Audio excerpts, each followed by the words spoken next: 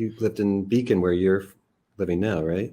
Of course, he was a hero when I was a little boy, long before I ever met him. But we knew each other as neighbors and played together a little bit. And in fact, Tony and I and Pete recorded a tune together one time for a CD of his. But we knew him as just this incredible positive member of the community here. I mean, people.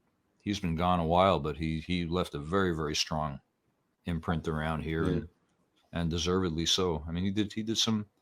I'll tell you just a real brief example of that. I mean, I was in the post office one day, and my cell phone rang, and he said, "Hey, Bruce, it's Pete," and it was like October.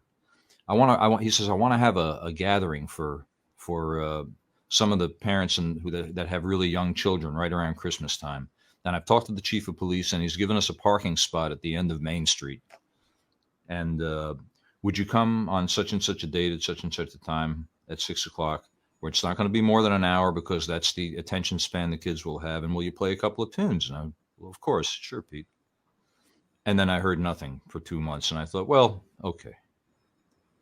Phone rings in December. Are you still coming? And well, of course. And I got there at 5:45 or whatever, and there was a big crowd of people around. I don't know how he got them there, but they were there. And they were hooking up a portable sound system to the battery of an old pickup truck.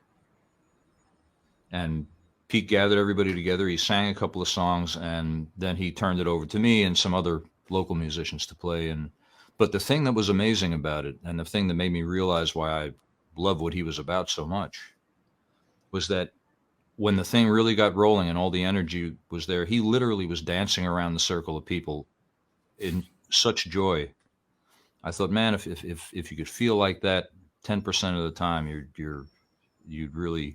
have a life. And his was a life well spent. He was he was a good neighbor.